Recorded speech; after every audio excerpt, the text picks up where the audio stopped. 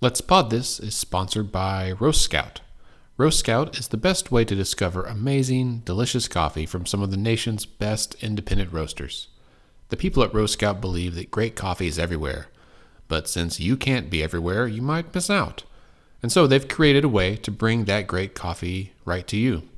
They work with small batch roasters from around the country to ship fresh roasted whole bean coffee direct to your door each month. Now, other coffee subscription services typically send you just one brand of coffee month after month after month. And that's fine, but it's not great. I mean, what if there's something better out there? What if your coffee's soulmate is there in some small town in the mountains just waiting for you to find it? Roast Scout delivers a new bag of coffee to you from a /Let's Fix This to get $5 off your first month.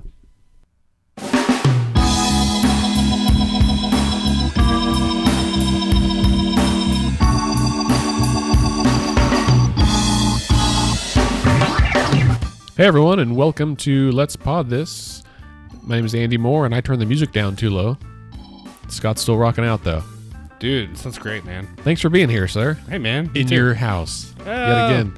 Upper Room Studios. Upper Room Studios. Also, we've got two new boom mic arms. I'm very excited about this. That gives four arms now. Did I tell you, there was a friend of mine was over here the other day and came up here for something. There's a bathroom up here, and I think he walked by the studio and he looked in and he saw, he was like, dude, and this is a guy, like, he's like not like he's not, I've tried, he's not into politics, like it's not his thing. Mm-hmm.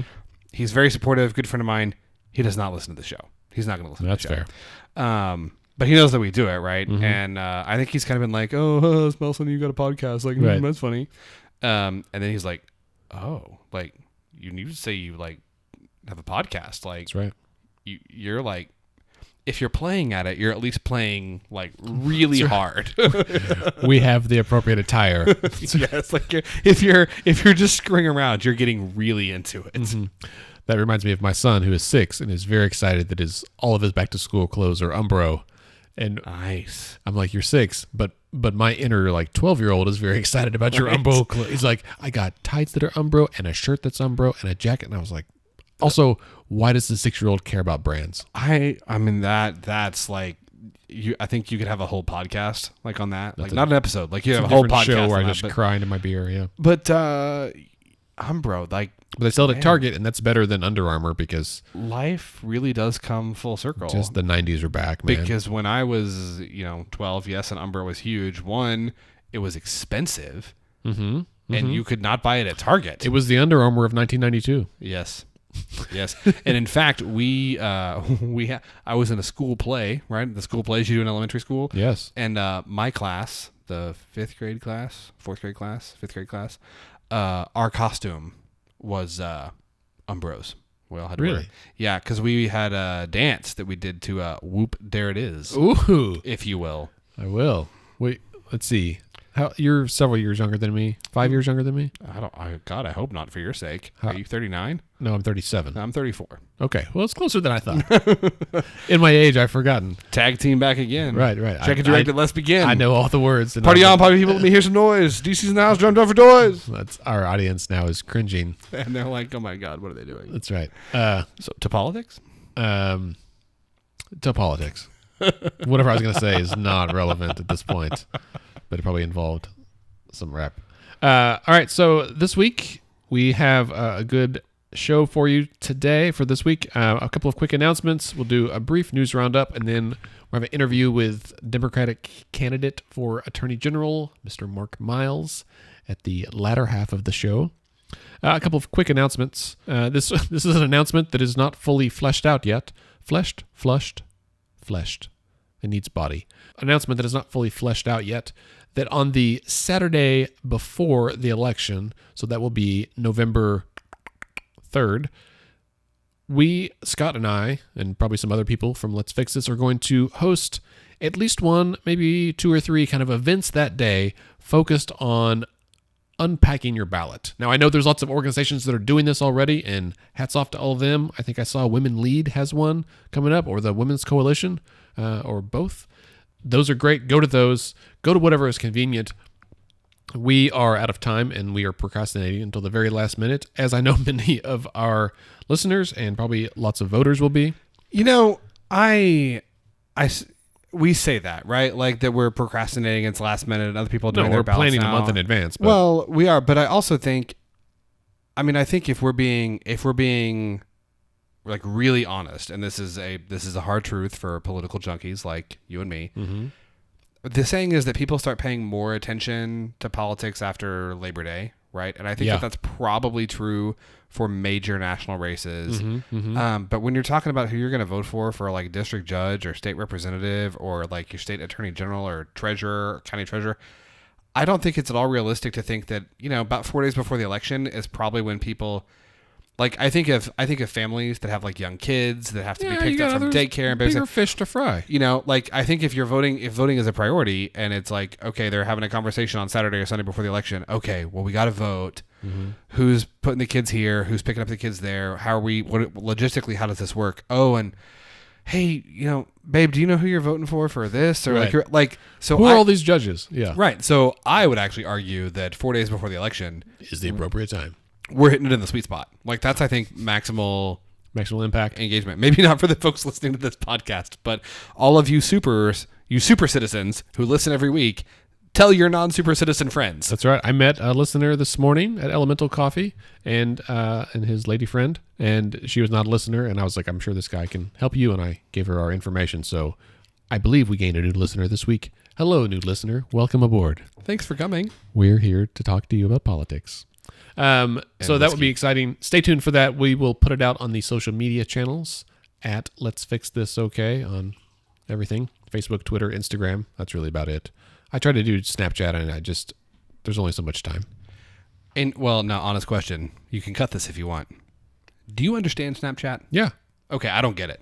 Yeah. I had it for a long time and I can't check 4 things. What's the point?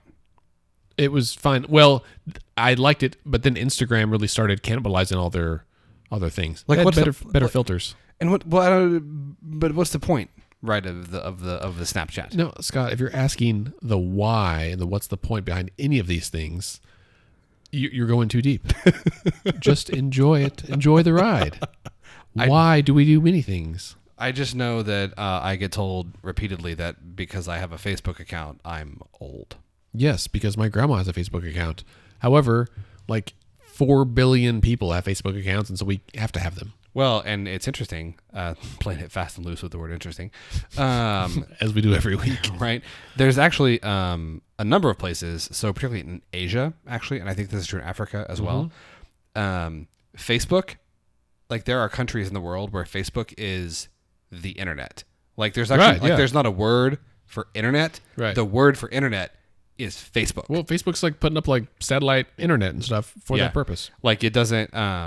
So anyway, but I also, and I'm sure the same way. Maybe not, since as we discussed, you're 3 years older than I am. Like I was in college when Facebook came out. When you had to have a .edu address. Yeah. Me too. Like you had to have a .edu address to like have an account. Right? I was on it, and then just last week I had 15 years.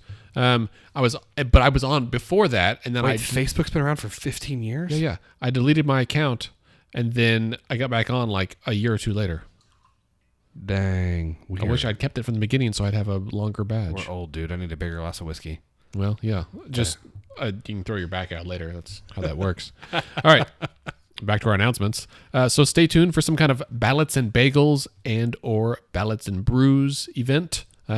We will probably have maybe both. Some kind of breakfast and then an early afternoon opportunity around town here in Oklahoma City for you to come and basically print off your ballot, bring it with you, and let's talk about it. Everyone's ballot will be a little bit different. Great. We might all have different information. And I think a big thing will be discussing the state questions. Yes. In a subsequent week, maybe not next week. But 2 weeks? Maybe in 2 weeks. Yeah. And sometime in the next couple of weeks. Before the election, for sure, we will have a podcast episode dedicated to the state questions. We will also have a state questions guide coming out like we did 2 years ago. There's only 5 this year. God bless them. I know, but I will say this morning at Elemental Coffee, I was doing voter registration, and I visited with a political activist. I will not name this person by name. I don't want to call them out, but... hello, activist. But they said to me, there's only 5 questions, and I don't know what, like, there's a couple of them I'm like, I'm not sure what these are about. And this is Really one of the people that you would know, that Scott, like knows that like their job is in politics. I'm and gonna have to ask you who they've this just is been off very the busy air. with candidate specific things, and Sure. they're like, well, I'll get to that later. And it's, they haven't, I think they know what the issue is. They just Sure. haven't had a chance to really like Dive sit into down the and the language, contemplate, puff a pipe and be like, well, I think that we should vote yay on this measure. Side note: have you ever smoked a pipe? Yes. What are your thoughts? Pipe versus cigar?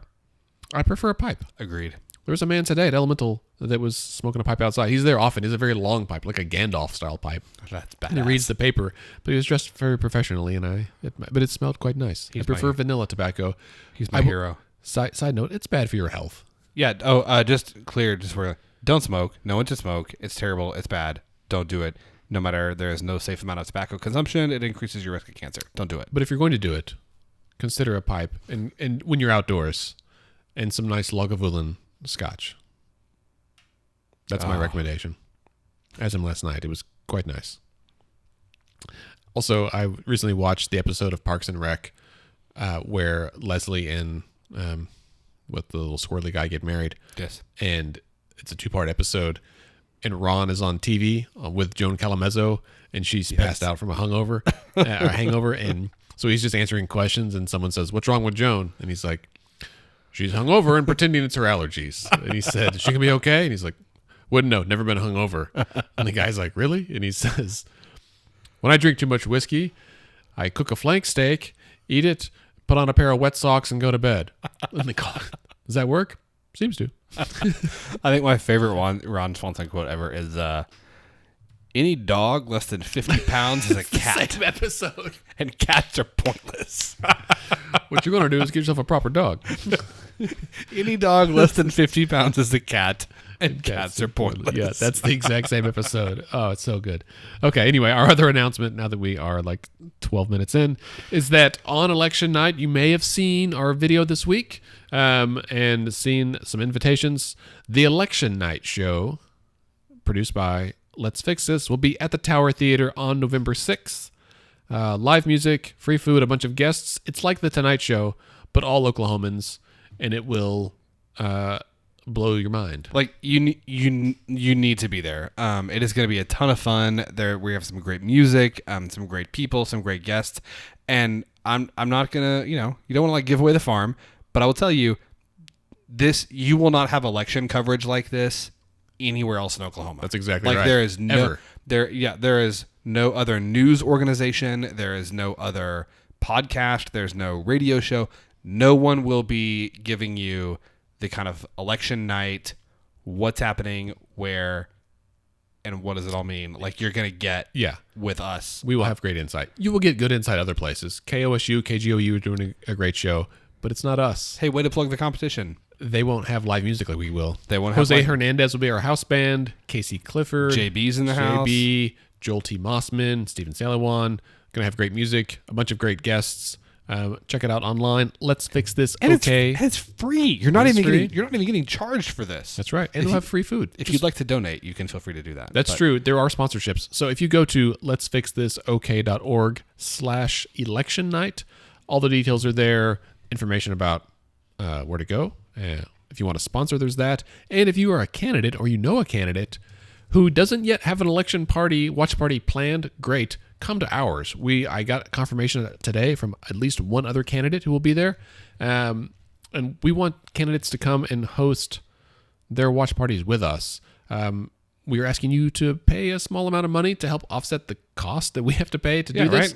But it is, in exchange for that small cost, the cost is only $200.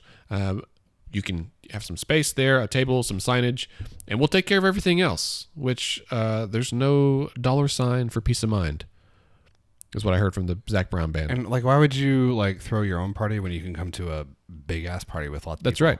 If you win, we'll cheer. If you lose, we won't say anything. Just go about your business. Have another drink. We're going to have Let's Fix This koozies. Thanks to Coop Ale Works for co-sponsoring those with us, and all kinds of stuff. So come out November 6th at 6 p.m. at the Tower Theater. Should be lots of fun. Full disclosure, I have a koozie already, and they're awesome. You want one? That's right. I gave you one last week, didn't I? Yeah, you very do. exciting. All right. That brings us to our news roundup. I love this music. This is one of my favorite ones. It's pretty fantastic. All right, so this week, let's get an update on some medical marijuana, which we've not discussed in a few weeks. We also have not used this reggae music I found, which I feel is appropriate or very inappropriate. So, on the subject of medical marijuana, I did see today that there are 4 states that will be voting on it next month: Michigan, Missouri, North Dakota, and Utah, voting on various degrees of medical and or recreational marijuana. Of note is Utah, where the legislature, the Church of Latter-day Saints, the Mormon Church, and the governor kind of got together, and maybe the Attorney General, and were like, okay, we agree, let's go recreational. And I thought it was bananas that the Mormon Church was on board with full recreational marijuana. Are Mormons allowed to drink? No, not even caffeine. That's why I was like... But they're in favor of the recreational cannabis. Well, and if you read about it, it's super interesting. I think it's a state-sponsored industry. They're not charging any tax on it, which is bananas to me. So if you go to the Tulsa World, they have both the Tulsa World and News OK have subsections just for medical marijuana, but the Tulsa World has... on the right hand, if you look on a desktop, there's like marijuana in Oklahoma and a bunch of great links, like join the Facebook public group, Marijuana in Oklahoma, still illegal, 10 things medical marijuana patients would not be allowed to do under State Question 788. Rules now in place for this. Marijuana 101, a Q&A for those who've never inhaled. That's awesome. Was that Clinton or Bush that said he's never inhaled? That was Clinton, right? Bush. No, Bush? Yeah, Clinton. Clinton, you're right. The Bush was just like, yeah, I definitely did. It depends on what the definition of is. Right. So anyway, was that guy. Check that out. Speaking of Tulsa World, they have an article this week called, this is a long title, Medical Marijuana by the Numbers. Current patient to dispensary ratio is 12-1 as health department gets that seems like a lot. $5 million in licensing fees. So already we've made $5 million. Well, not made. We've revenue. That's not profit. So here's the numbers. Business question: is there any dispensary that can stay open with only 12 patients? No. So that's the problem. Is that they've given out a whole bunch of licenses for dispensaries, but not that many licenses for consumers yet. Maybe folks just haven't applied. So there's been 5,011 patient registration fees, so that's $501,000. And let's see, another 2,300 Medicaid patient registrations, temporary grower, 918 applicants for growers, so that's about $2.3 million. 243 processor registration fees, 800 applicants for dispensaries, and that's so this. And how many applications for patients, you said? About 5,000. So like 800 dispensaries and only like 5,000 patients. And so that's a lot, right? And this is the other, all these CBD shops are like, not all, a lot of them are planning to like open up and be, so everyone wants to sell it. 'Cause, I mean, everyone thinks, my neighbors are doing this too. Everyone's like, ooh, this is gonna be big business. But there hasn't been as many patients that have enrolled yet. Right. So I can tell you that in other places that this has been passed, the economics of opening, of having a grow operation or dispensary are, I mean, they're impressive. I mean, like in the tens of millions of dollars for pretty minimal startup costs, like startup costs that are in the tens of thousands of dollars to within 5 years have profits in the tens of millions of dollars. But that assumes, right, that you can beat out the competition, which is apparently going to be quite fierce. Right. Like, I don't know what these are going to close. I don't know what I have no idea what the ratio is. Like how many, in Oregon or California, Colorado, Washington State. Like, I don't know what the ratio of patient to dispensary is for break even and what the ratio is to be profitable. But I would guess that it is in the hundreds of patients per dispensary, not in the dozens of patients per dispensary. Unless those dozen people spend a lot of money, and it might even be in the in the thousands of patients per dispensary. Which, if it's even 1,000 patients per dispensary to be profitable, then that means that we have room in Oklahoma for right now like 5 dispensaries. Right. So I need to update. I was too far away from my monitor, and I misread those numbers. There have been 7,300 patient applications and 600 dispensaries. I thought the 6 was an 8. So okay, so fine. So it's better, but still not. So we have room for 7 dispensaries. Yes, right. As opposed to 600. So I think it'll be kind of like it was with tattoo shops, where there was a ton of tattoo shops like right away. Like every tattoo artist that could pay a month's worth of rent opened up a shop, and then a bunch of them closed, and then you kind of got a few that really had some staying power. Yeah. And then artists that were kind of started coming together and being like, we should all just have one shop instead of like 6 shops for 6 of us. I mean, when I think of tattoo shops, I mean, there's like 3 I think of in kind of the urban core that I feel like are kind of the go-to.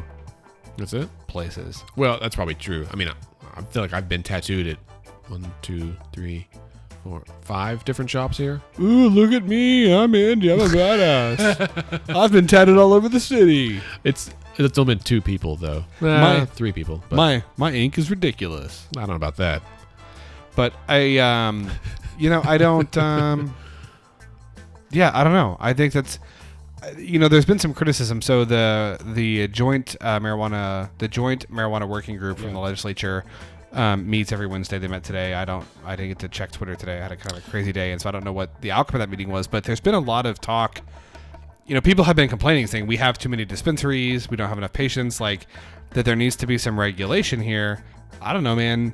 I'm kind of like, let the market work, right? Like, let as many people who want to get licenses get licenses. We'll let it go, and then we'll see who comes out on top. Am I wrong there? Like, is that?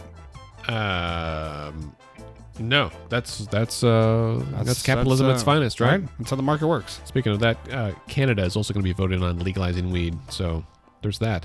So I did see a little bit of Twitter today because there was a working group met today. It's Wednesday. It was their 12th meeting, and they're going to hold off for a few weeks on meeting again. But they did agree on some rules, and I haven't seen the story pop up on either of the big websites, but it was really interesting because they were talking about these numbers, and it was more about the banking side of things, where it's a cash business because it's a federal crime. It's still a federal crime. And here's good. Tulsa World has it updated. It is so like lots of possibilities, but basically the health department has said they will step up to receive the tax revenue, because if every dispensary, so there's 600 dispensaries, if they all have to pay taxes once a month, right? Like their sales tax on this, it has to be paid in cash. So like customers have to pay cash. They have to hold a bunch of cash in their store, and then they've got to take it somewhere. But if no banks, if they can't find a bank to work with, they just got to like bury it in the backyard or something, but they still got to pay taxes on it. But the tax commission will take it in cash. Tax commission will, but they don't have the capacity to take all those people. So the health department's like, well, we can help out, and so Roger Beveridge is his name. He's the leader of the Oklahoma Bankers Association. He's like, I keep trying to think of a way to get around this. I'll be damned if I can. That sounds like a fake name. Yeah, and he was saying Roger Beveridge here. Yeah, there's no, there's nothing we can do that trumps federal law. That's the problem. And so they were talking about the very real reality that this is a big deal, except there are 30-something other states that already do this. What are they doing? What are other states doing? I don't know, actually. I think everyone just gets scared up front. Everyone's like, whoa, but what if the feds really put focus on us? And maybe this is because we're the first state to really do this, or one of the first states since the Trump administration has been in place. Right, and with one of the first states with Jeff Sessions as Attorney General. Yeah, and so that was the deal, was they asked him, and he was Sessions was kind of like, well, I think we should prosecute to the full degree of the law. And so they're all... My name is Jefferson Beauregard Sessions III. Is that his full name? Yes, his name is Jefferson Beauregard Sessions III. Okay? I don't even have the music for that. He sounds like, I don't know, the theme from Gone with the Wind. Yeah. Like he sounds like he should be a plantation owner. Well, and so the deal was that under Obama was basically like, don't worry about it. Like, just don't prosecute those things. And Sessions rescinded that. I got your back, man. Yeah. Smoke them if you get them. So, all right. Well, that's it on medical marijuana. I will say Did you just say miracle marijuana? I did, but I was mumbling. Also, on News OK, there's an article called Dispensaries Snap Up OKC Property Despite Rules Confusion, and it features this guy that owns a dispensary called The Rabbit Hole, which is right near my house, just down the street between you and I. And I pass it every day and laugh. The Rabbit Hole. And the guy is not at all what I expected. He looks a little bit like me, I'll be honest. I said it to my wife, and I was like, I did not expect this guy to be opening it. In chinos, button down, and a sweater vest? No, my sweater vest. I was on a billboard for this one time. I said, my sweater vest is not helping my street cred, and it's true. Okay, one other quick news story, and then we'll move on. This news story is just called Symbolism. This is a great one. Did you look at this already? Yes. It is from October 14th, 1996. And I looked this up today because this morning at Elemental, we did some voter registration. We got 3 folks coming to update their registrations, which is cool. I had my sample ballot with me. Not my sample ballot, my absentee ballot. And it's longer than I expected. I pulled it out. I was like, well, this is intimidating. A lot of judicial elections. Well, and just all the statewide races and all the 5 state questions, and you forget that it's a lot to think about. And I think that's intimidating, which is why we're going to do the ballot events. Anyway, at the top, there's the box that says straight party voting, and where you can check one box and you pick all those candidates, which is lame. Don't do it. Yeah, as an aside, don't ever check that box. I wish it would just go away. Shouldn't be an option. No, because it's like they're all true. That's fine. Just pick that. No, even if you are a super partisan, that's fine. Just go through and fill in all of them. Just do that. So you, Andrew, are a registered independent. I think everyone who listens to the show knows I'm a registered Democrat. People, depending on how you describe, depending on what your definition of moderate or liberal or progressive is or whatever, I would say I'm probably a fairly progressive. For Oklahoma. Yeah, certainly for Oklahoma. I'm a Democrat, relatively progressive for Oklahoma. I can tell you right now, I have not voted. I will not be voting only Democratic on my ballot. Yeah, certainly not. There is at least one, maybe more races in which I'll be voting for a Republican or an independent. No, and and there's some libertarians, and I need to read a lot more on some of these folks. What are your thoughts on libertarians? It depends. In my opinion, I think it depends a lot on the individual. I find their platform is less cohesive. Although at this day and age, it feels like the platforms for all the parties are in flux, right? What is a Republican? What is a Democrat these days? No one's quite sure. Which is why you should vote for the person and not for the party. Don't hate tweet me, or I guess do hate tweet me if you want. Scott just wants your tweets. No, I don't. At least not if you want me to argue with you. I'm not this week. Yeah. I really struggle with kind of libertarianism as an ideology. I feel like libertarianism, if you really kind of take it to its logical conclusion, it doesn't hold up. Right? Democrats and Republicans have very different ideas about how society should operate, what our laws should look like, what markets should look like, how we should function in society. But I think that there is a common strand. There's a common strand there that Democrats and Republicans, for all their differences, at least agree that we are, in some respects, all better off together. Mm-hmm. Maybe not in everything, right? And maybe what being together looks like is different depending on the party, but we're all better off together. The libertarians, I do what I want, you do what you want, stay off my lawn, don't bother me, keep government out of my business. That breaks down for me on several levels. I think it's a good idea. It's just very limited. Well, it's one of those things that okay, we're not all in this together. It's everybody for their own. Well, you use the electricity that I help pay for, right? And you use the water that I help pay for. And you drive on the roads that I help pay for. Mm-hmm. And you help pay for them too, but you complain about it all the time, right? Right.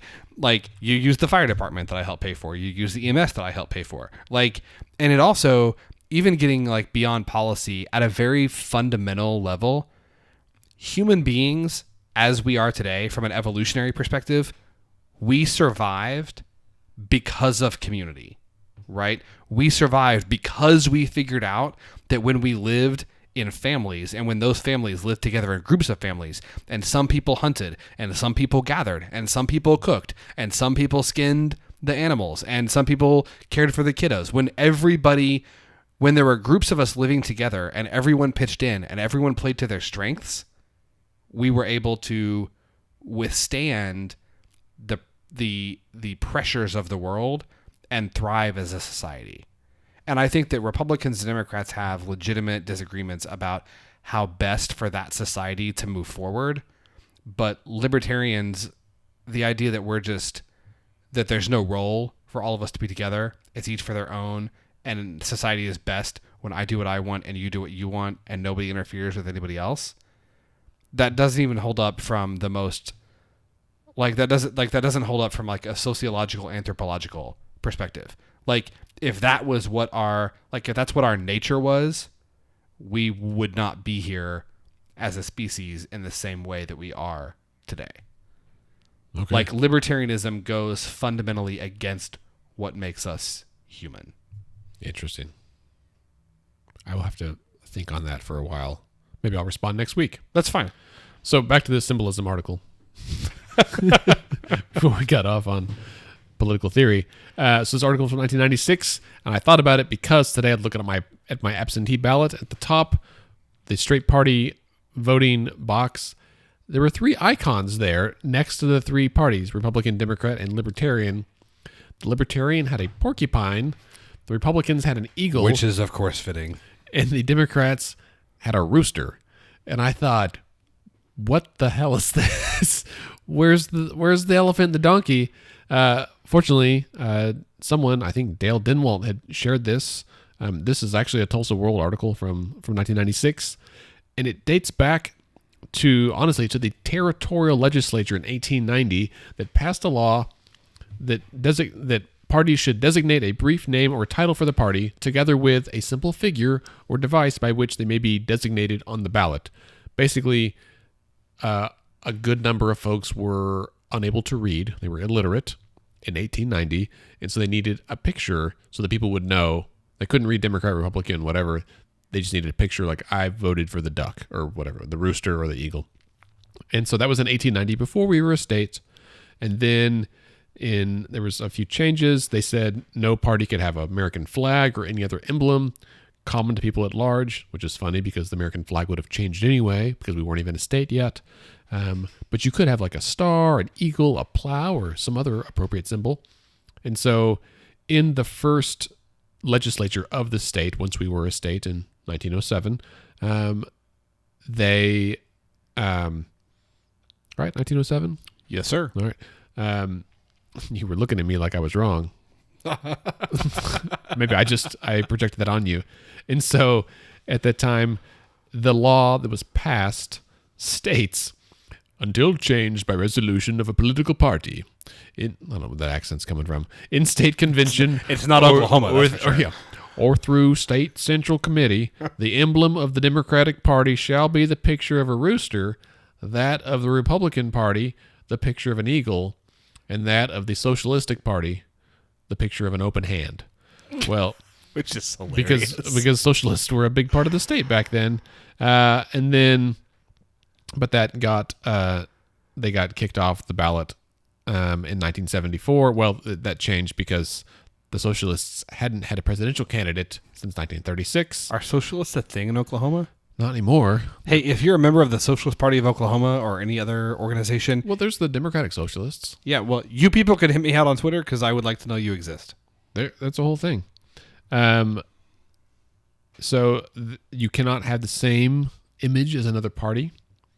Makes sense. Yeah, and so that wasn't a big deal, but Ross Perot's Reform Party did try to also be an eagle, and so Republicans already had that, so the Reform Party had to submit a second selection, which was a star, a 5-pointed star. Interesting.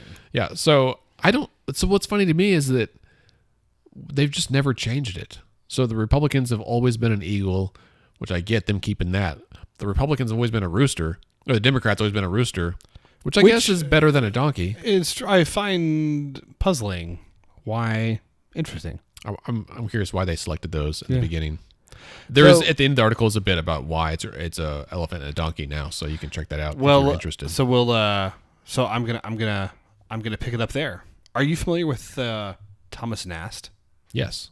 Interesting. Who, for our listeners, Andrew, who is Thomas Nast? Oh, well, I'm not that familiar. Hang on, let me scroll down. I saw his name in this article. Was he like a cartoonist? So Thomas Nast is considered the father of the modern political cartoon, and the image of the GOP as an elephant, the Republicans, the grand old party, is traced. There's two kind of etiologies. So first is after the Civil War, right? Abraham Lincoln was a Republican, and the image of the elephant was a Republican symbol because it was there was an expression "seeing the elephant" that was used by soldiers to mean experiencing combat, and so interesting. And so that's part of how the elephant came to represent the GOP, but as a modern symbol of the Republican Party, Thomas Nast used it in a political cartoon in Harper's Weekly in 1874. He was mocking the New York Herald, and the New York Herald had been critical of President Ulysses S. Grant, and there was a cartoon showing an elephant labeled the Republican vote, and it was shown standing on the edge of a pit. So that was a cartoon drawn by... The Pit of Despair. Nice. That was a political cartoon drawn by Thomas Nast, and he used the elephant to represent Republicans in other cartoons from the 1870s, and by 1880s it had kind of captured the nation's fervor, and it's been the symbol of the Republican Party ever since. The origin of the donkey as the symbol of the Democrats is less illustrious, I am sorry to say. So it's exactly what you think it is. It's freaking terrible. So, this guy is a jackass, right? So Andrew Jackson, president. Jackson was like the eighth, ninth president, something ish, right? So Andrew Jackson was running for president. He was labeled a jackass by his opponents, which, with the benefit of history hindsight, is probably 100% true. And Jackson, much like some modern political figures, said, "Jackass! I'm not a jackass. You're the jackass." He embraced it. And the jackass became a symbol of his campaign. He won, much to the chagrin of his opponents and the nation. And the jackass has been a symbol of the Democratic Party ever since, which for the Democrats is, let's be honest, not great. Yeah. That's my sole contribution to the news roundup this week. I like it. It's Thomas Nast and Andrew Jackson. I appreciate that. All right, let's take a quick break. And when we come back, we will do our interview with Mark Myles.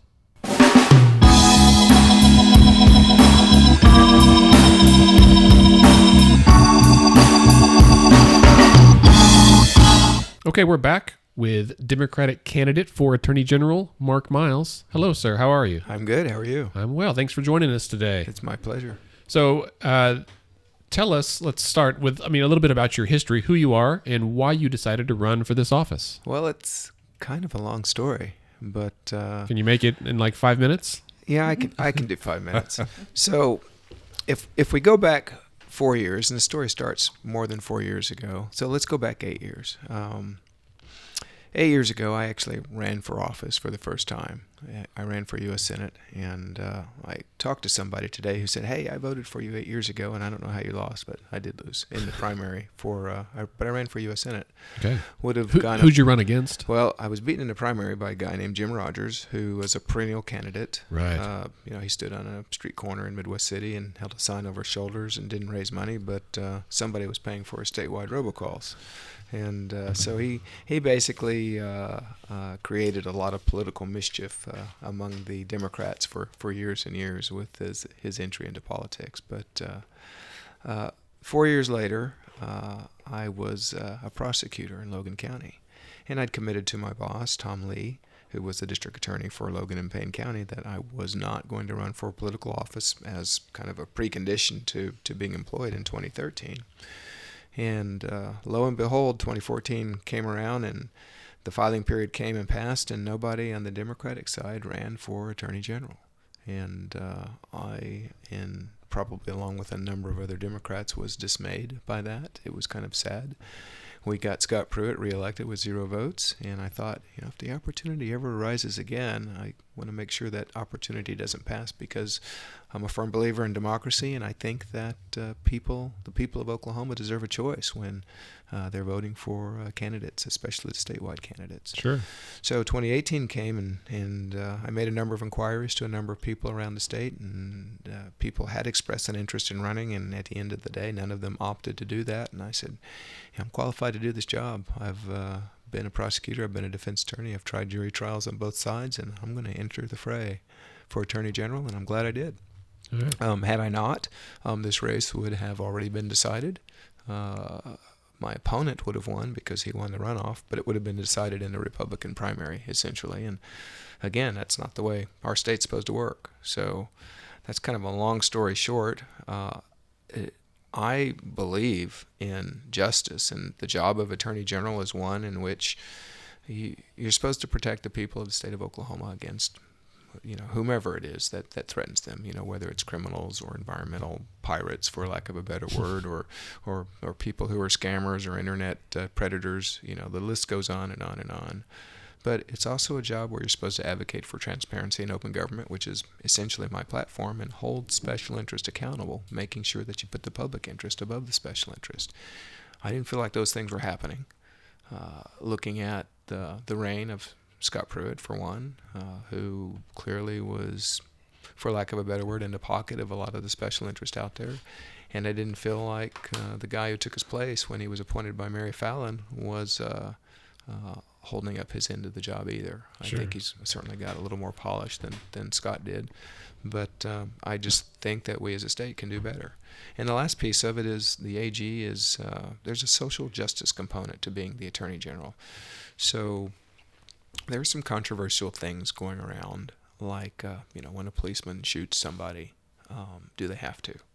And, I'm a big fan of law enforcement because that's what makes our society go. But, there's instances where, deadly force is not necessarily the path of, the first resort, instead of the last resort. It should be a last resort. And from a social justice perspective, from a population of people in a state who are minorities, who have been maybe disproportionately targeted by the criminal justice system. I think there's some issues that we need to look at that are great, big, broad issues that I think is a proper function and role of the AG. And I recognize the historical aspects of this. Nobody who has been a person of color has run for this position before, and I would be the first to successfully do it should I win. And I think there's some constituencies out there that are interested in somebody who looks like me running for this job and trying to institute some change across the state. For sure. So that we can do a better job. Yeah. So, that's excellent kind of summary, and I appreciate you gave us your bio kind of in that. That was a good story, and it was less than 5 minutes. Okay. Good job. Well, I can go back in time. Maybe, so this is your second statewide campaign. It's my second statewide. That's correct. And that's a lot of time on the road. What have you, I assume you've spent some time in both urban and rural areas in Oklahoma. I have. Tell us a little bit about what is similar and what is different about the constituency in those areas. Well, everybody across the state is concerned about issues that impact them. So from an environmental perspective, I don't know that people in Tulsa or Oklahoma City necessarily think about environmental issues every day because there's generally bigger infrastructure around them to kind of shield them from issues like that, other than global warming, which I'm not going to fix. Mm-hmm. Certainly out in the country, when you go into rural Oklahoma, people are concerned about water, and that's kind of a universal concern. protect water. In eastern Oklahoma, there's more surface water, more lakes, more rivers, more streams, but there's also groundwater. People do pull water out of the ground in order to survive in eastern Oklahoma. If you go out to western Oklahoma, there's certainly less surface water, but there's more groundwater, and they're also concerned about threats to their environment from the perspective of who's using our water, what are they using it for, and is it a good thing, is it a bad thing, how does it impact me? So they don't like their water wells going dry. Which happens when you've got industrial people in pursuit of using groundwater to support their operations. In western Oklahoma, it's mining. In eastern Oklahoma, the poultry industry with the chicken farms is a big deal. And there's other people who are doing the same thing. Earthquakes, universally. I've had my house shaken, to the core here in Oklahoma City, all through northern Oklahoma, north central Oklahoma, any place where it seems injection wells have been created. It seems like that's kind of triggered some faults and made people much more aware of earthquakes. And so that's something that's kind of universally, people have expressed a universal concern about. So those are probably the biggest issues as I've traveled around the state. Now, in western Oklahoma, interestingly enough, we were out in a little place called Fay, Oklahoma, 2 or 3 weeks ago now. And we were out there because of some water issues and some mining issues kind of conflated into one.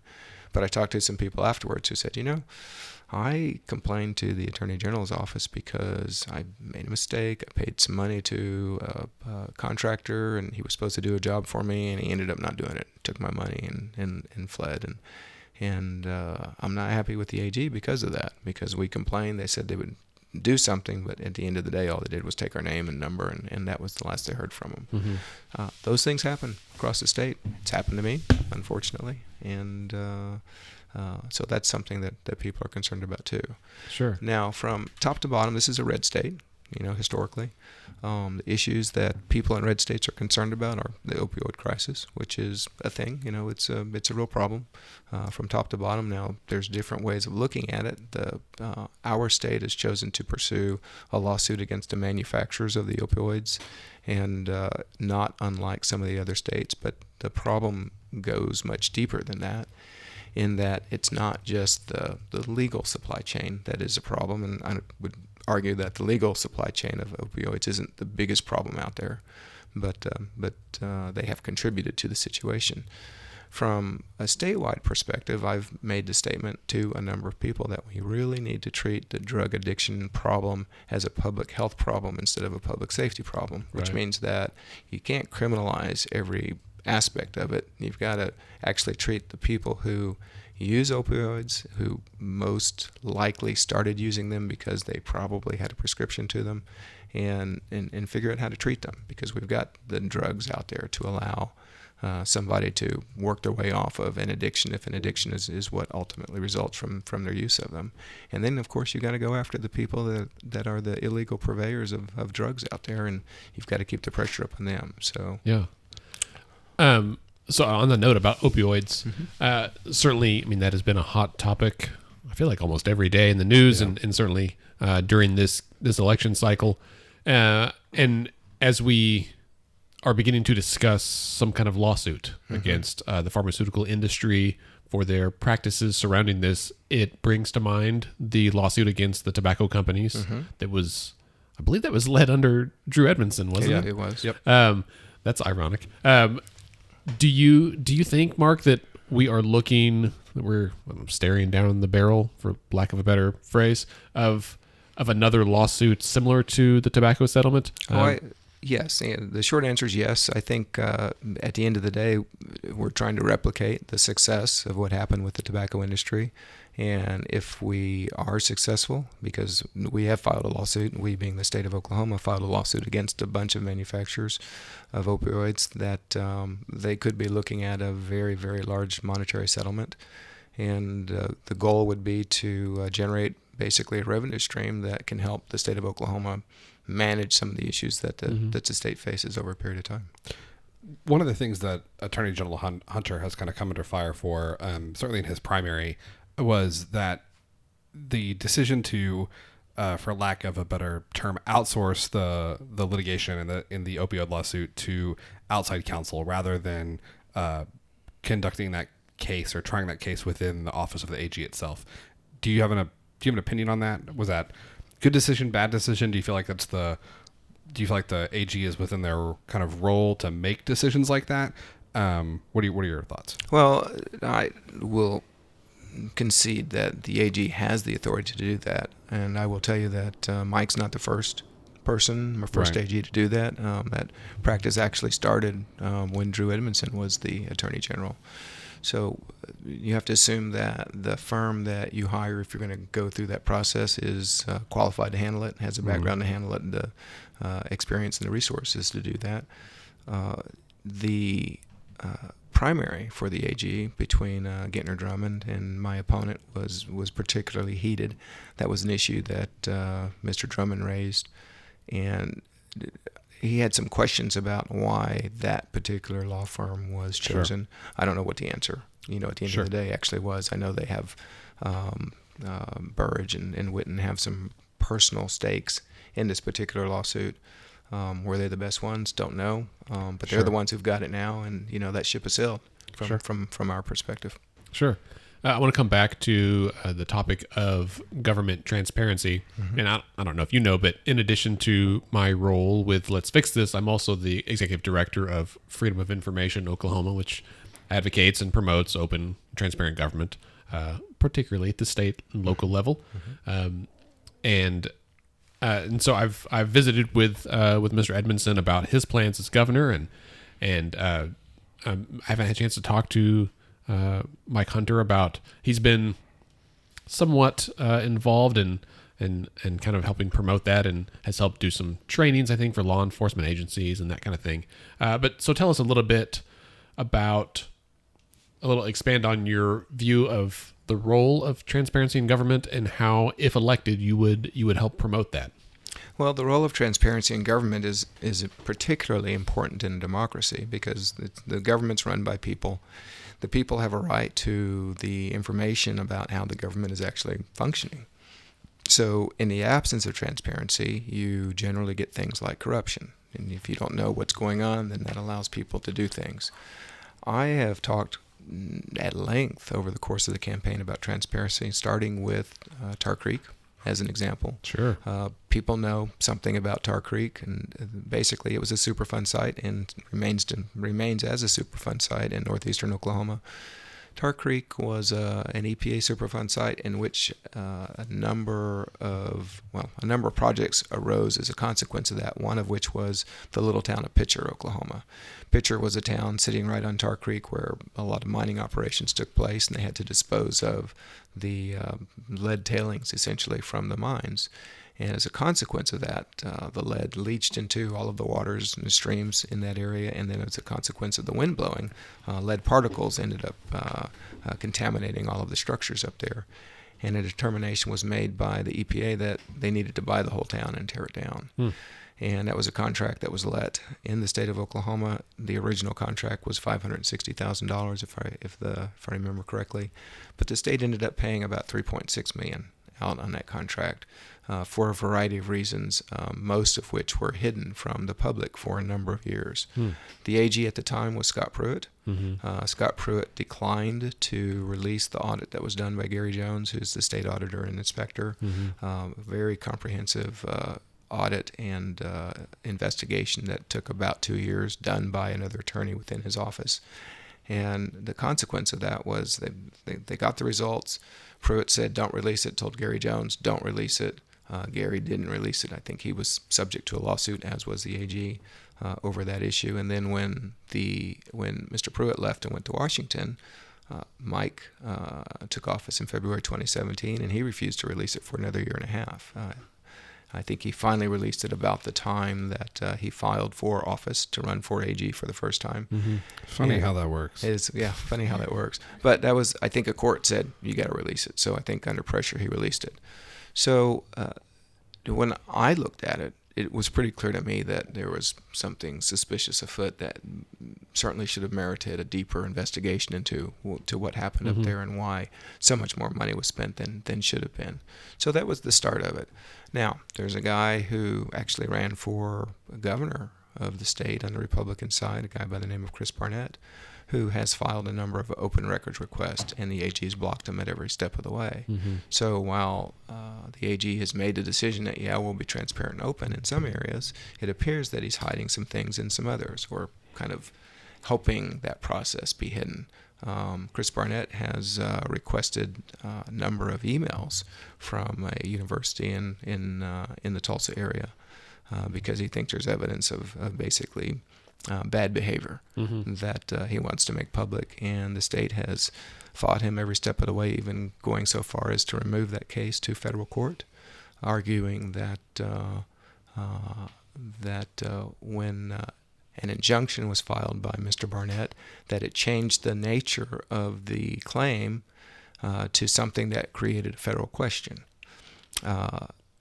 And then when it got to federal court, the federal judge looked at it and said no. Oh, well, the other side of it was they argued that it raised a federal question, but then when it got to federal court, they argued that it needed to be dismissed because there was no federal question raised. So it was kind of a game of jiu-jitsu. Yeah, a circular argument. I just finished rewatching Making a Murderer last night. My wife had never seen it, and in anticipation of season 2, I've heard it's pretty awesome. It is. Your wife just told me she's never seen it either. You guys should spend the weekend watching this. It's only 10 hours. Yeah. Is that all? Yeah, just a little bit. So the net of that story was federal judge kicked it back out to back to state court and said, nope, you guys need to deal with it. But they're still hiding that information. That's a problem. So my approach to transparency and open government is the AG's office is responsible for making sure all of the agencies understand what the Open Records Act is, what the Open Meetings Act is, and what needs to be turned over when people turn things over, or when people ask for those things to be turned over.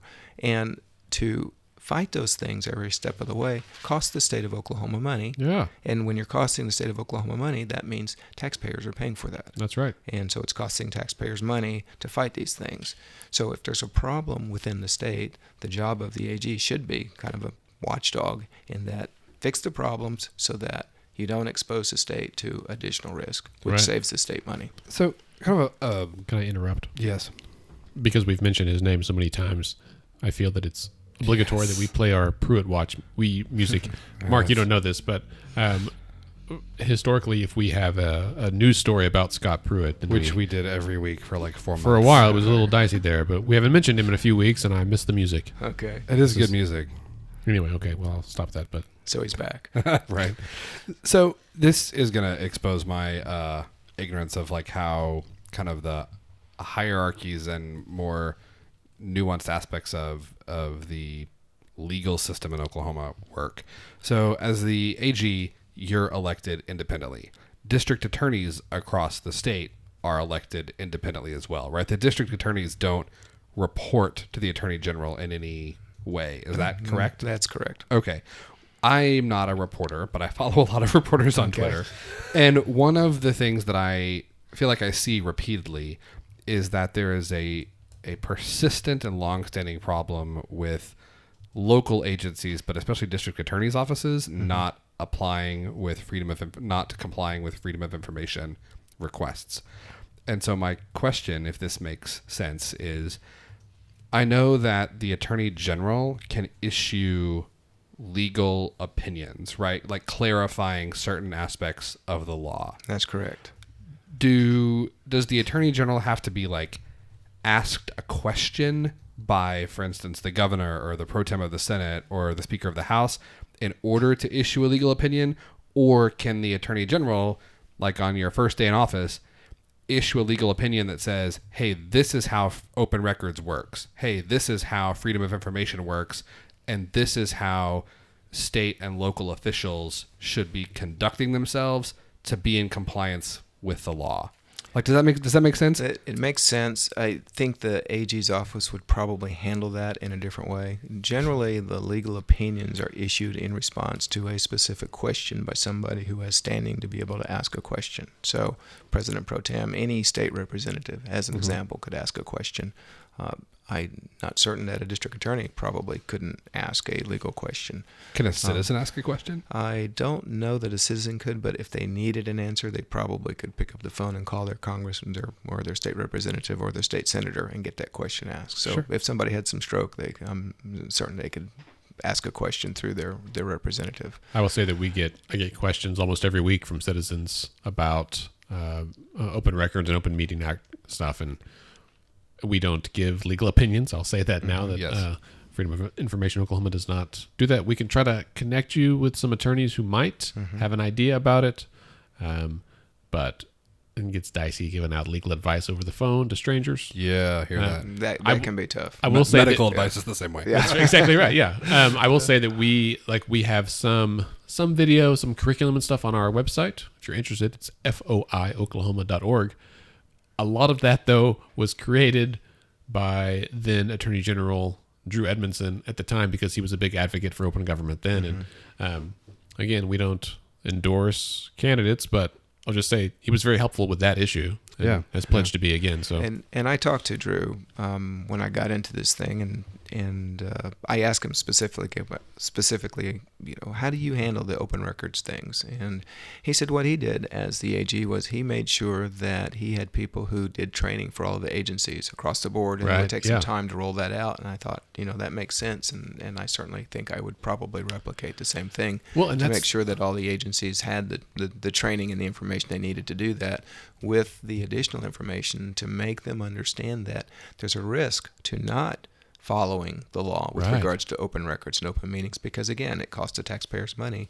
And my background's in economics. I didn't go way back in time. Right. But, I understand, when things cost you money, you want to do the right thing, because otherwise it's going to cost you money that you can't spend someplace else, like education or an ounce of prevention is better than a pound of cure. Absolutely.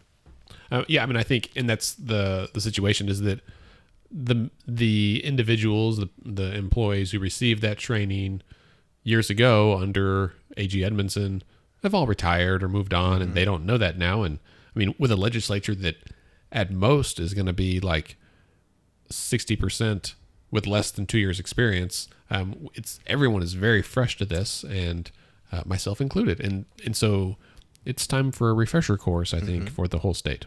And 75% with 4 years or less, right? Something like that. And that's counting if all the incumbents win next month. Yeah. We can, Which remains to be seen. Right. Sure. At least one will not. I'm going to guess. I don't know who. I'm just going to go on a limb. And Scott and I are in the process of compiling our notes for our election night show. It's funny that you say at least one will not. I have data to review, but that's a complicated question. I think it's astonishingly uncommon for incumbents. That's true. Not to win in the general election in Oklahoma in modern history. But I would say it's less likely that all of them are reelected. That's probably true, but there are multiple. I know there has been at least one election, and I think there have been multiple elections where they all were. Every incumbent that was running. Really? Yeah.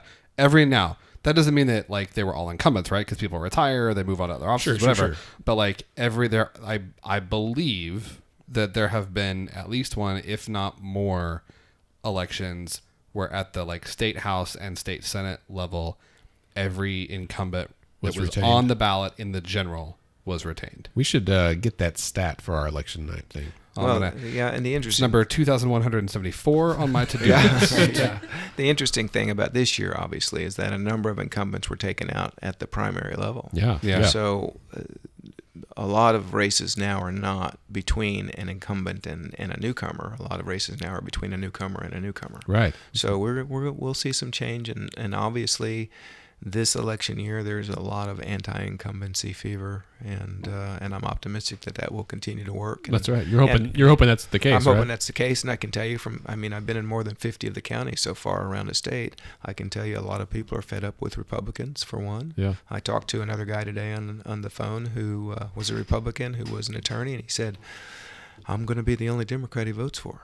So that's a vote for me on the Republican side. Yeah. So and there's more people out there like that. So do you feel like that anti-incumbent fever at the state level affects Democrats as well? Well, I would say no because there's so few. Well, and I know here in the urban areas, a number of the Democrat representatives here in the Oklahoma City metro were unopposed this year. Dunnington, I think Mickey Dolenz, Forrest, some of those people were unopposed. If memory serves, I think in the rural areas like southeast and eastern Oklahoma, they had some challengers out there, and it's a different ball game out there, right? It is a different ball game, but the southeastern part of the state, I think, has more of the traditional Democrat in the state of Oklahoma. So they're proud of being yellow dogs out there, and I think the Democrats will hold their own out in southeastern Oklahoma. Right. I know that kind of moved to another topic that I know is important to you as a former prosecutor and as running for the state's top law enforcement position. There's been a lot of work done on criminal justice reform, and there have been several measures that have passed that I think in my opinion are good things that are going to kind of start moving Oklahoma forward. But we have a lot of work to do so that we are not the the government entity that is incarcerating the most people per capita in the world, right? Like more than when you're incarcerating more people than like Iran or like Saudi Arabia. It's like Brazil, Iran, and Syria combined. And I was like, oh my God. And then it's us, right? Like that's not happy company. And this is maybe almost more of a philosophical question. Answer it however you want to. I think one of the challenges with criminal justice reform is that as a public policy matter is that it requires convincing people of facts that are very counterintuitive, right? The best example I have is, so I'm a pediatrician, my day job. And, I talk with parents about how do you punish your kids? And they're like, well, spanking, right? It's like, okay, well, we shouldn't do that because there's really good evidence that like spanking doesn't work. And there's really good evidence that like negative reinforcement as a just general tool is not nearly as effective as positive reinforcement. Punishing bad behavior is not as effective as incentivizing good behavior, right? When you apply that to like the criminal justice system, right, it seems like, right, in your gut, I think for many people, it feels like if you punish people harder, like if the punishments are much more harsh, then people are less likely to commit a crime, even though there's really good data that shows that's not true. So the question that I'm asking is, as Attorney General, you're working on criminal justice reform. How do you get people on board with that? Like what's the message that you put out there to try and help people understand that even though harsh punishments may seem like the right thing to do, in practice they don't make sense for many crimes. Does that make sense? It makes sense. So let's talk about Elgrit Burdix. Elgrit Burdix was a black guy. He passed a hot check in Anadarko, Oklahoma. And the backstory was a woman, I think, stole a check from an oil company up in the Oklahoma City area, went to Anadarko and said, hey, will you cash this check for me? If you do, I'll give you $800, or I'll take $800 and you get the rest. The check was a $2,600 check. He passed it at a little convenience store called Step and Fetch in Anadarko, and subsequently was arrested because he's the guy who passed the check. The woman was never to be found. Was charged with passing a hot check. He had 4 prior felony convictions, and he fired his public defender, got conflict counsel, who was also a public defender, opted not to take the state's recommendation, which I don't remember what the state's rec was, went to jury trial, and received a life sentence. So for $2,600. For $2,600, and then when he gets out of prison, he's supposed to repay the $2,600 in restitution. So after he's dead, yeah, right after his life sentence. So it's counterintuitive to me to incarcerate somebody at a rate of, let's use the ballpark number of $24,000 a year for life, for writing a check that cost $2,600, which he didn't write, he just passed. Now, that, in the interest of full disclosure, I'll tell you that case was overturned on appeal. Mm-hmm. They reduced it to 20 years. Jeez. So, as a matter of public policy, the argument is, from my perspective, we can spend $24,000 a year every year for all of the time that we send all of these people off to prison at $24,000 a year, or we can do something else. We can do diversion programs like a drug program or a DUI diversion program or a veterans court program or a mental health program. All diversion programs that all work, that cost no more than $5,000 to $7,000 or $8,000 a year. So as a matter of public policy, you're looking at saving, $15,000, $17,000, $18,000 a year if you can do something different. So if that message comes across, and at the end of the day, it's the legislature that has to make these changes because they're the ones who pass the laws. If you take the latitude away from the district attorneys who make sometimes ridiculous recommendations, Right. and say the worst that you can get for passing a hot check is 5 years, as an example. They're still going to recommend 5 years, but that ain't life. But not life 20. because Right. life is available, and the prosecutor in that case, his first words to the jury was, "When is enough enough?" Because he had 4 prior felony convictions.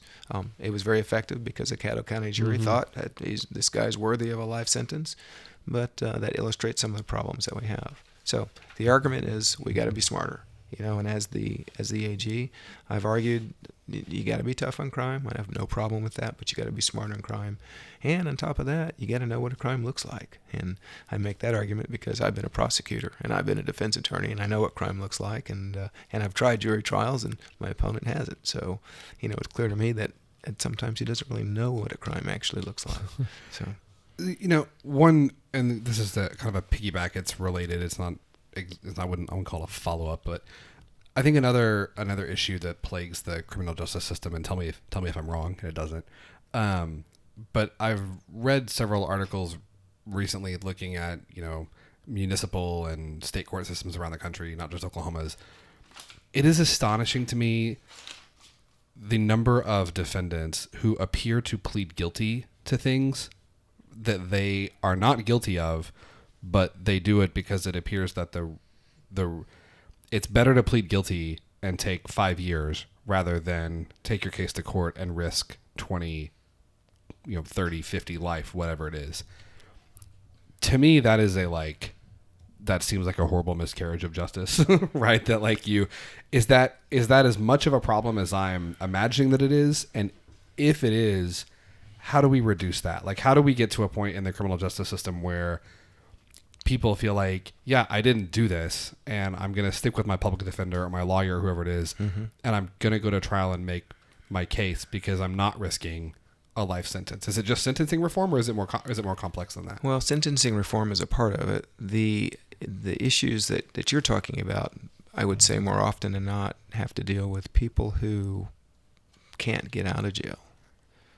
So we're looking at the bond program in the state of Oklahoma. So if you're charged with a crime, they're going to set a bond. Now, there's a disparity in what the level of the bonds are from crime to crime across the state because we've got 77 counties and different judges see things in different ways. So in one county, you might get $1,000 bond for, maybe a felony. In another county, it could be $20,000. So you got to come up with the money to get out of jail. If you can't come up with the money to get out of jail, you're going to sit in jail. When you're sitting in jail, that's kind of an incentive to get out of jail. And if the only way to get out of jail is to take a deal, now you're a convicted felon, but you're on probation. They're not going to put you in prison, and they think they can deal with it, not thinking about all of the ramifications of being a convicted felon. You don't get a gun, you don't get to vote, can't get a job, the list goes on and on. Can't get some professional licenses. So that's a problem.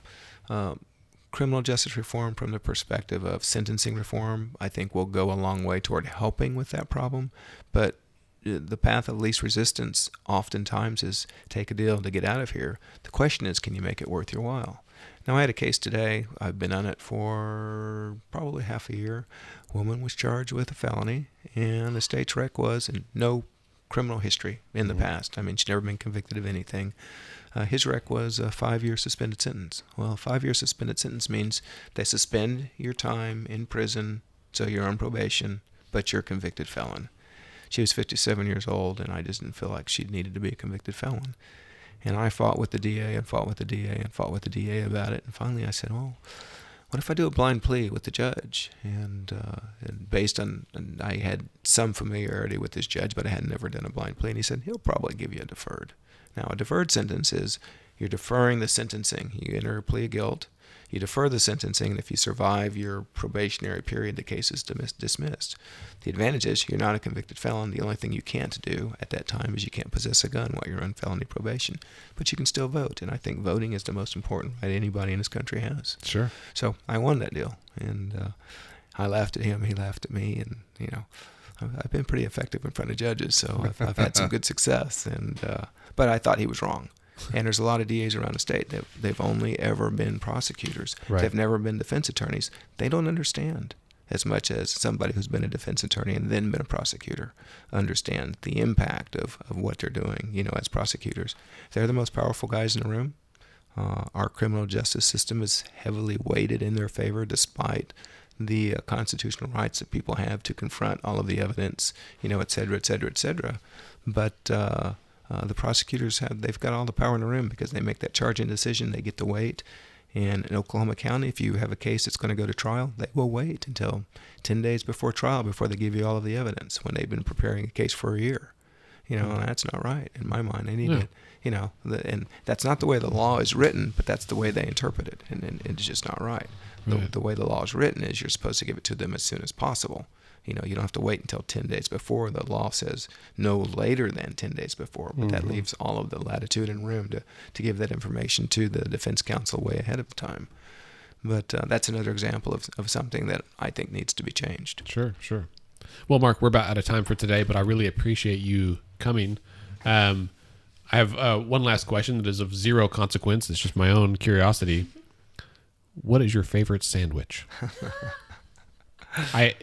I don't know that I've ever thought about a favorite sandwich. My kids ask me all the time, "What's your favorite movie?" You've never thought about a favorite sandwich? I've never thought about a favorite sandwich. I was getting to like you, but well, I'll tell you this. When I was a kid, I can tell you my favorite sandwich was this concoction that I put together when I was a Boy Scout. It involved melting cheese and a tomato and onion, and it seems like one other thing, and basically kind of a grilled cheese sandwich, and it was pretty good. Well, ham, maybe? Ham or lunch meat of some sort. That was before avocados were invented. So. That's right. That's true. It feels like about 10 years ago, everyone's like, hey, look, these things are pretty good. Do you have some like sultry sandwich music over there? I don't have any sultry sandwich music. I will say why I asked, though, is because I saw A.G. Hunter at Someplace Else Deli yesterday. Really? I walked in and there was like no one else in there. And I looked over and I was like, I think that's the Attorney General. And I was with one of my coworkers and they were like, who? I was like, and she looks him up. Oh, I think it is. Yeah. And I didn't bother him. He was eating lunch. And but I just thought it was funny. And I was like, I wondered what kind of sandwich he got. I didn't ask him. I guess I need to take a walk card there because it's in my neighborhood. That's right. I know he lives in Edmond. So quick plug for Someplace Else Deli. They got a great lunch special. They got a prime rib sandwich for $4.95. It's delicious. It is fantastic. They also have. I'm not gonna. They also have a corned beef sandwich. It's pretty good. And I'm not gonna pretend that I've had every cinnamon roll in town, but I have had a lot. and there's the cinnamon rolls at Someplace Else Deli are just. I've been like damn y'all, like you got to get you some of that. Yeah, we need some sultry sandwich music. I'll see what I can do. Mark, before we leave here, how can people find out more about you? Well, I've got a website, electmarkmyles.com, and if for those of you out there, you can't see it, but Myles is spelled with a Y, M-Y-L-E-S.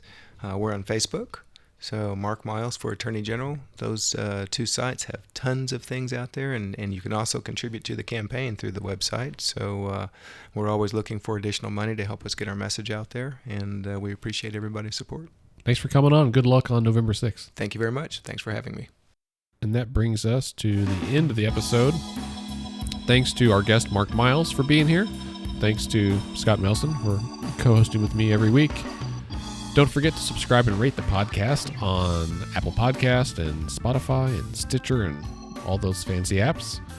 Don't forget to tell your friends, too, just like the fine folks I met this morning at Elemental. Thanks for telling your significant other about us as well.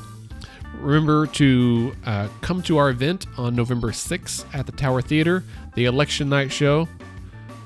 I hope you can just Google that pretty soon, and you'll find out the information. Look us up on YouTube as well, and at letsfixthisorg.org/election night for all the details about that. It's also on Facebook. Find us on Twitter and Instagram at Let's Fix This OK. Scott is at SC Melson. I am at AndyOKC. Let's Fix This is a member of the Mostly Harmless Media Network based right here in Oklahoma City. Some great podcasts, also part of the Mostly Harmless Media family. We are a nonpartisan, non-profit organization, and we strive to educate and equip all Oklahomans to engage with the government in meaningful ways. We encourage you to get involved in any way that you can. And remember, decisions are made by those who show up. So show up and vote on November 6th. Have a great week, everybody.